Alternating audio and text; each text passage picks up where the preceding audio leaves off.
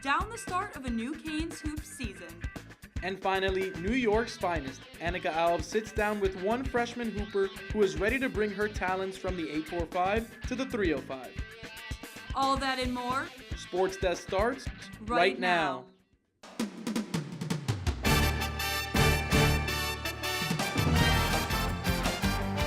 I'm Ed Reed, and you're watching SportsDesk.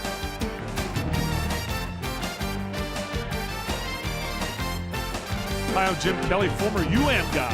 You're watching SportsDesk. What's up? I'm DJ Williams, and y'all watching SportsDesk.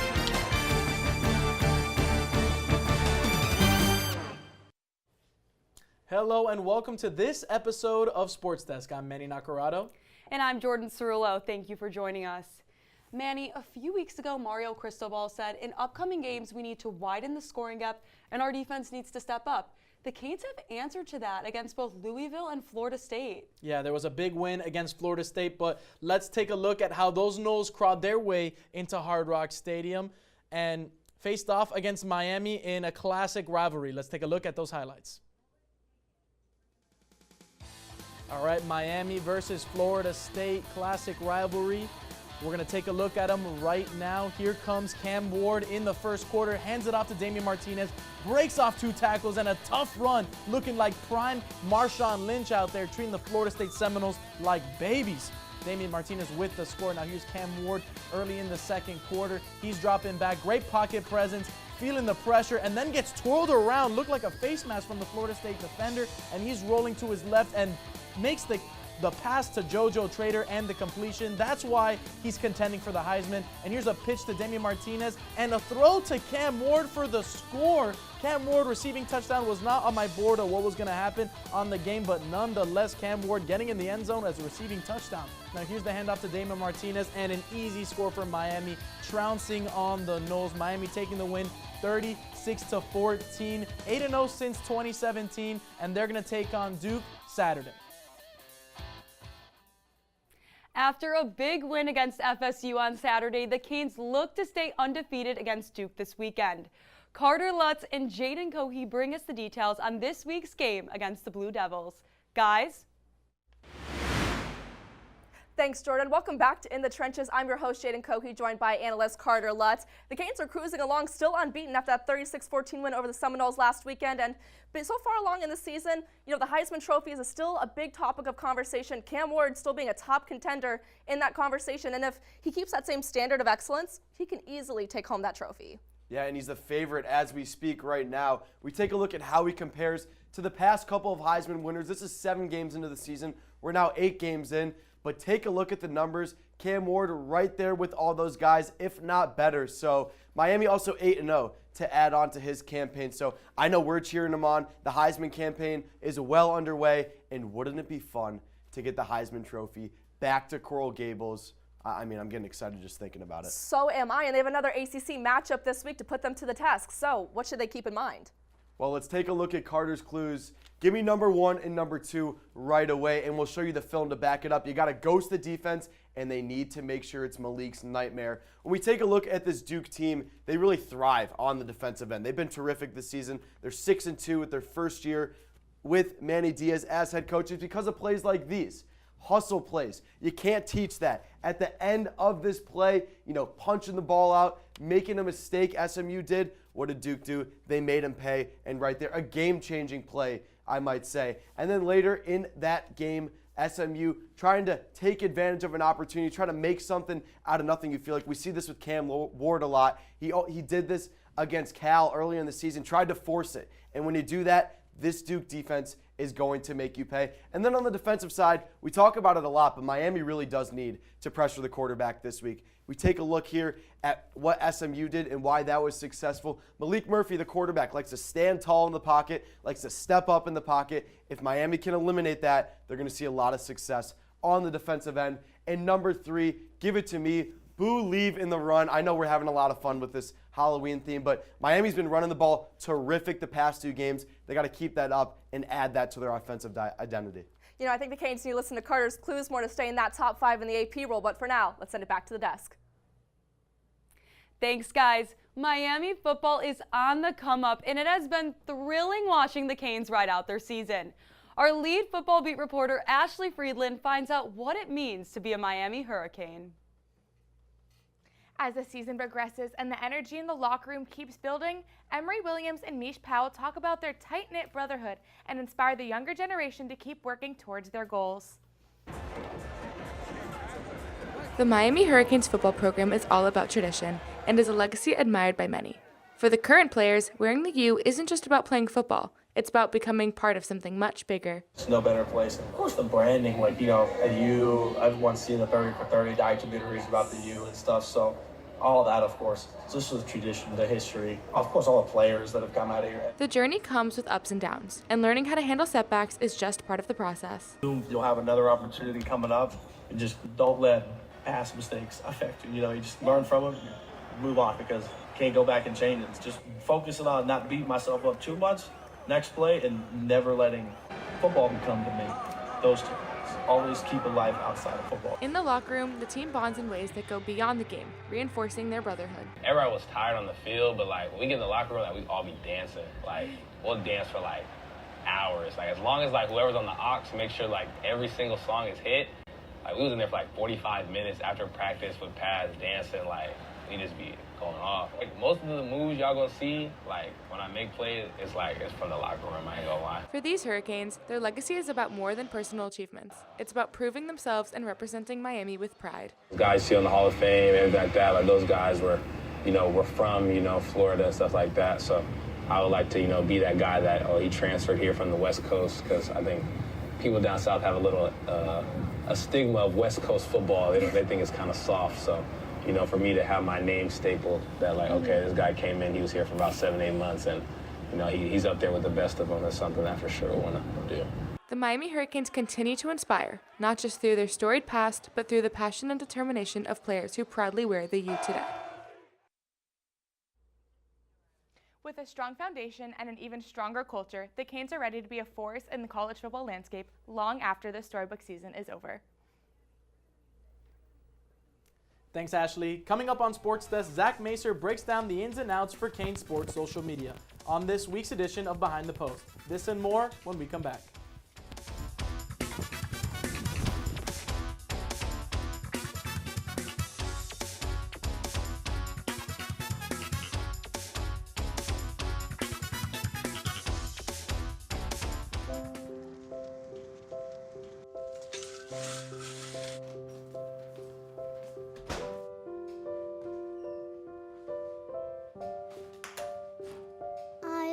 To eat apples and bananas. I want to eat apples and bananas. I need to eat apples and bananas. Why can't I eat apples and bananas?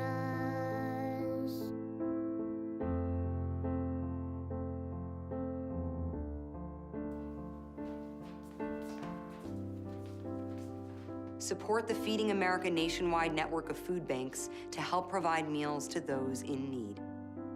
Join us at feedingamerica.org.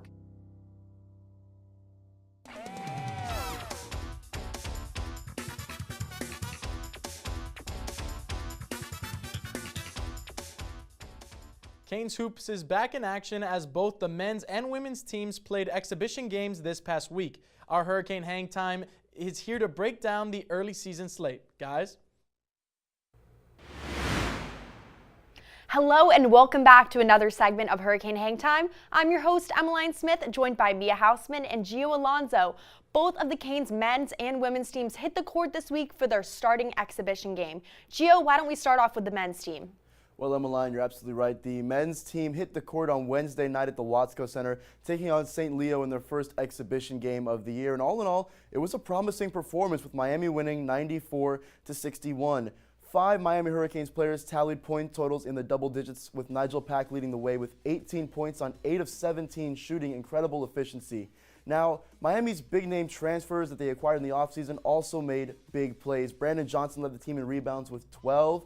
and Lynn Kidd put up 16 points and 9 rebounds. Now, one thing I want to talk about, Miami's 5-star freshman, highly touted Jaleel Bethea, put up an impressive game, 10 points, but got ejected due to a flagrant 2 foul. Now, it's a ticky-tack call. It could really go either way, but I understand why the officials made the call the way they did. Hopefully, Bethea's ejections will not be an issue given the rest of the year, but we'll see how it goes. Miami defeats St. Leo 94-61. Thank you, Gio. And Mia, fill me in on how the women's team did this week. Yeah, Emmeline, the women also dominated the court this week. They played Palm Beach Atlantic and beat them 89-30. Quite a showing for the Canes.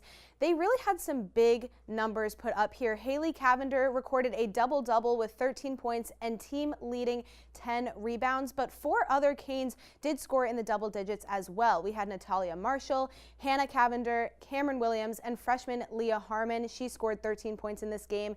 That was obviously very offensive heavy confidence coming from the Canes, but they were also great on defense. I mean, they had 22 steals and held the Palm Beach Atlantic team to a 25% shooting percentage. Clearly, Coach Cullup and her team have created quite a confident squad this season, so it's going to be really fun to watch. Thank you, Gio and Mia. Things are looking good for the Canes. Back to you at the desk. Thank you, guys. After 16 seasons at Toledo, Tricia Cullup is ready to bring her style of basketball to Miami. Reporter Olivia Flynn sat down with the Canes women's hoops head coach ahead of her first season in the 305. With years of experience and a proven track record after 16 seasons at Toledo, Coach Cullup is ready to lead the team to new heights. Well, obviously, it's my first year here at the University of Miami. I was at the University of Toledo for the last 16 years. I'm following a legend here. Kate Meyer did an incredible job and had the program, in the NCAA tournament many times. Cullup is determined to build a competitive program with new and experienced players navigating the challenges ahead. I'm really excited to be here. We've got 3 players on the team that were part of the Elite 8 experience a couple of seasons ago, and they're showing great leadership in helping us get back to where we need to be. And that's back in the NCAA tournament. Her philosophy centers on preparation and discipline, essential traits for a winning team. I haven't given them a word for the season, but I think if I had to, I might give them a word like relentless. I want them to be relentless in their effort, in their commitment to getting better. And so that would probably be the word I would assign. Freshman Leah Harmon aims to be a driving force for the Hurricanes in her first season, embodying the relentless spirit Coach Cullup envisions. My goal for the season is just to win. Honestly, I'm just a winner, and I think we have a really great team. I think we can make a far run in the tournament. The mindset that I have is just do whatever I can to help my team win, whatever my team needs at the moment. With the focus on teamwork and success, Leah Harmon is poised to make her mark this season. Her dedication resonates deeply with the Hurricane spirit. Go Canes. Thanks, Olivia. On Halloween night, the thrills take flight, costumes and candy, a spooky delight. But now we switch gears from frights to the game. It's time for Behind the Post, where Zach Macer takes the cake. It's the night after Halloween, but I don't have a costume. Even though I don't, I'm still gonna bring the boom. From everything Hurricanes you see on your phone, when I'm on SportsDesk, a 5-0 lead in an elimination game in the World Series won't be thrown. So sit back on your couch, prepare to coast. I'm Zach Macer, and it's time to take you behind the post. Yes, I know election week is next week, but there's a new campaign happening around campus. Canes football has come with the hashtag Heisman, spelled He1SMAN, to get Cam Ward the award he deserves. I've been saying it since week 1, folks. Heisman. But now, we got some Canes that are ballin'. Canes men's hoops cooked in their exhibition game against St. Leo University and got to celebrating with the fans that were at that game. Nigel, find me next time. They also had an October dump post where they showed off the moments they loved most, including this one. Birthday to you, happy birthday, dear Roselle. Happy birthday to you. Back to Halloween. Many teams celebrated the spooky night. Check out these pictures with some of the costumes, and even some graphics that were trying to capture the fright. However, Canes women's hoops really took to the Halloween scare to the next level, with head coach Tricia Cullup at the lead of it all. Take a look.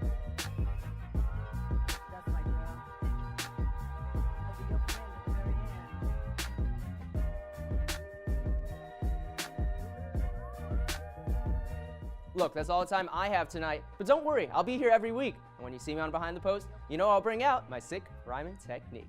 Back to y'all. Thank you, Zach. Up next on Sports Desk, Canes volleyball is back at the Knight Sports Complex, and our lead reporter, Jaya Williams, is there to break it all down. Don't go anywhere. But first, it's time for some trivia. Canes football moved into the top 5 in the AP poll following last week's win against Florida State. But when was the last time the Canes ranked in the top 5? Was it A, 2014, B, 2015, C, 2017, or D, 2020? The answer when Sports Desk returns.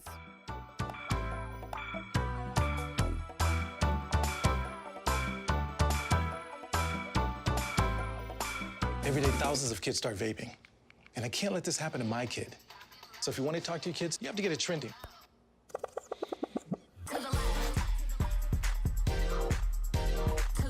No, you're doing it wrong.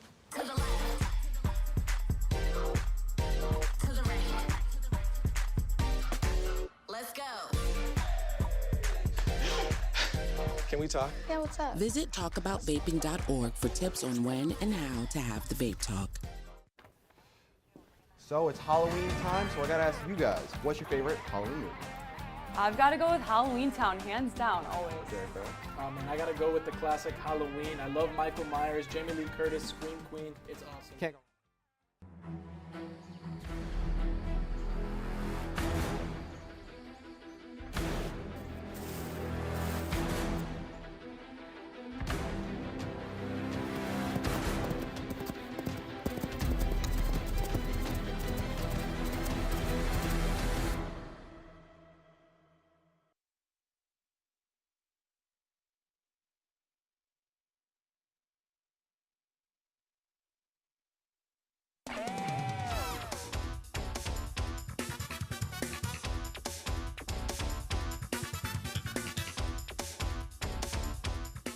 Welcome back. If you guessed C, you got it.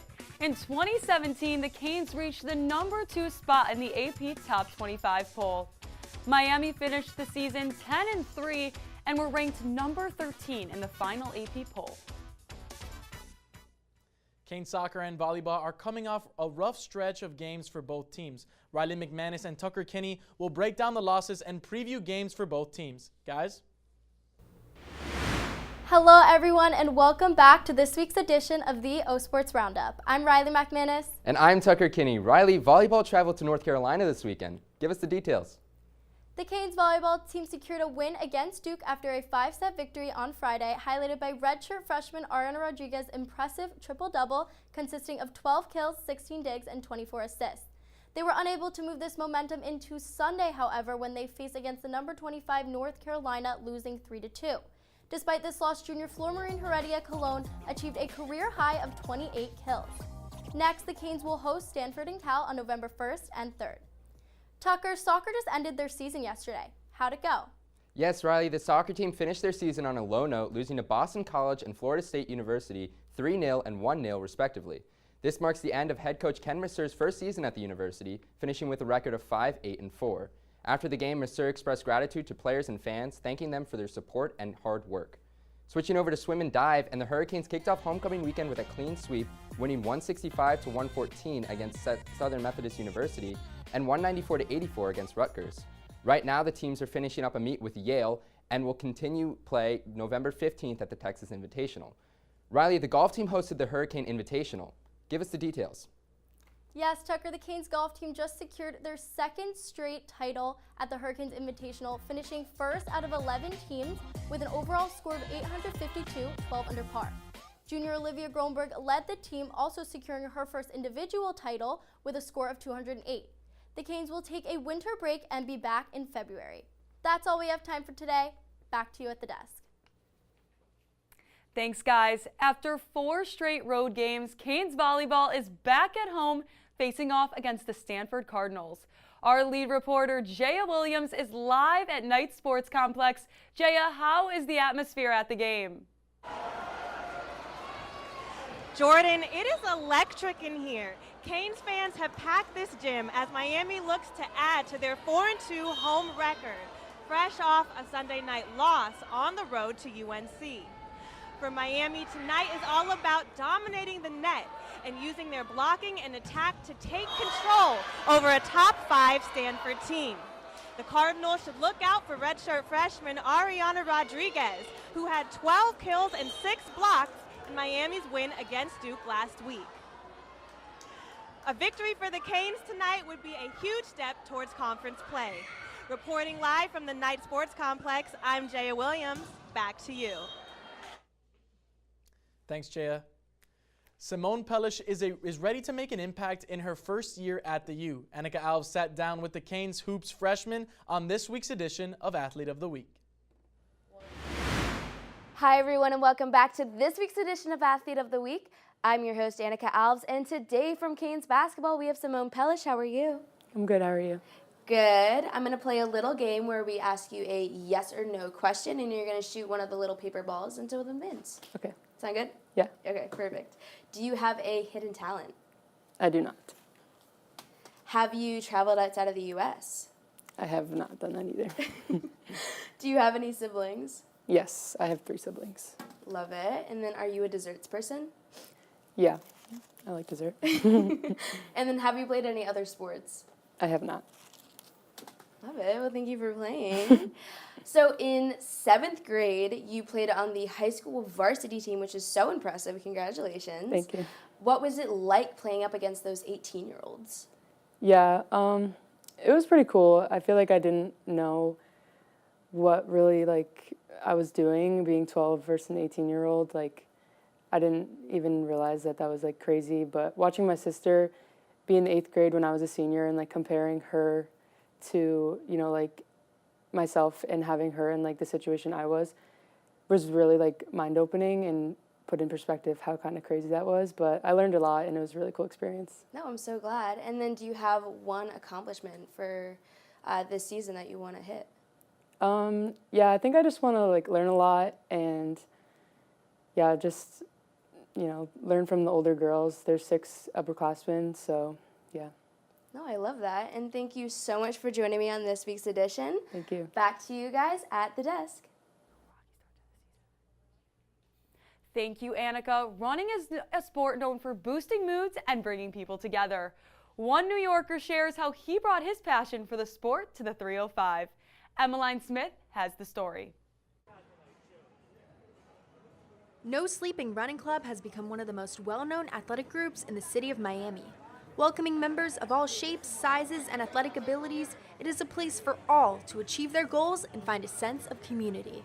So our club is really about inviting every types of people and colors and shapes. It's really about community. Started 4.5 years ago as a group of 3 friends holding each other accountable, Yuri Nunez and his co-founders are proud of how the club has evolved. It used to be 3 of us for a very long time until, eventually, with consistency, we were able to build a foundation. Despite leading the club and mentoring others, Yuri has faced his own personal struggles.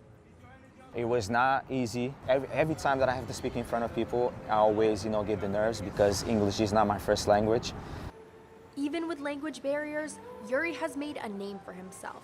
Nominated this year as a Brickell Lululemon ambassador, Yuri continues to lead the community in more ways than just his run club.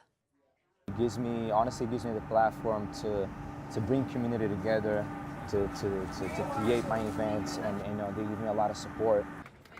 Run Club member and community specialist at Brickell Lululemon, Bree Anderson shares what a pleasure it has been to work alongside Yuri. Just the kindest person ever. Everybody that I introduce to him or I tell about him, I'm like, he's the coolest guy you're ever gonna meet. Yuri continues to inspire members of the 305 one day at a time. There's no sleeping on your potential, don't sleep on your goals, and don't sleep the ability to move your bodies. Emmeline Smith, UMTV.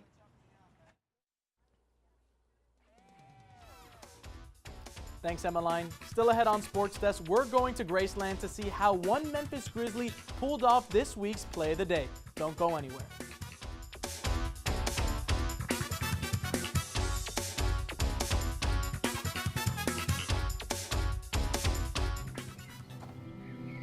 For decades, I've taught you everything I know.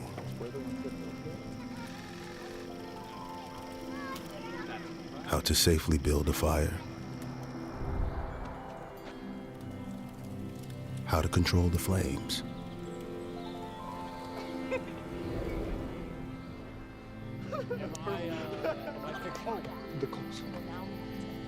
What to do with hot coals. How to secure your chains.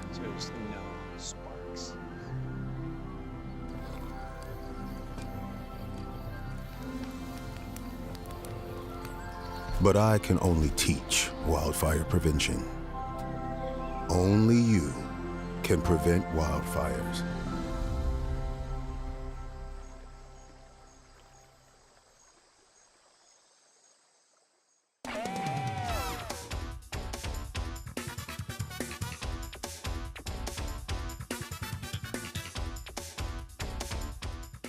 It's almost always sunny in the 305, which means staying active in the great outdoors.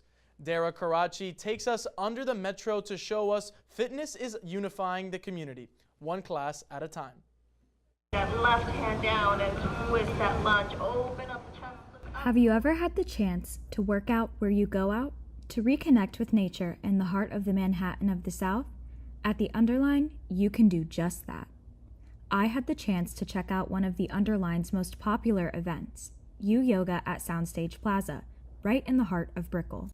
It gives you the opportunity to realize that you can do it anywhere and everywhere. You know, we're literally under train tracks, doing yoga, doing kickboxing, doing Zumba, all these different fitness events. So it gives you an opportunity to be present in the outdoors, the middle of Miami. It's really hard to do sometimes. With all the sounds we have around us, I think it really helps people concentrate on blocking out that noise. The Underline hosts several group exercise events every week.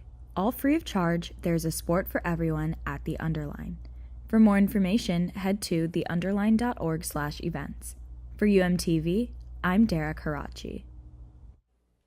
Thanks, Dara. The NBA season tipped off last week, and the pros wasted no time making big plays.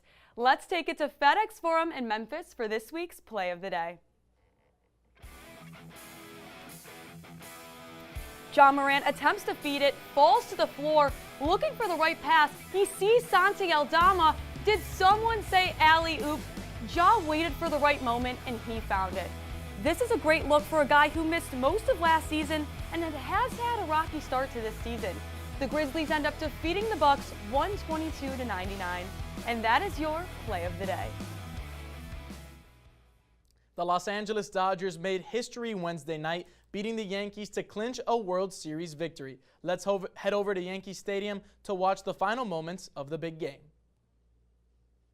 And here it is, the final pitch, and the Dodgers are World Series champions. Look at the benches clear. Freddie Freeman with an amazing World Series. Dodgers hoist the trophy. Haven't had a parade since 1988. Remember when they won it in 2020? They were not allowed to have a parade because of COVID, but Hollywood is going to celebrate. Shohei Ohtani's first World Series. Most of those guys were on the 2020 World Series team. And look at that, getting off of the Patriots airplane, Robert Kraft giving the nod to the Yankees saying, hey, this is Red Sox country. And that's going to be the kicker of the day, and the Dodgers, you're world champions.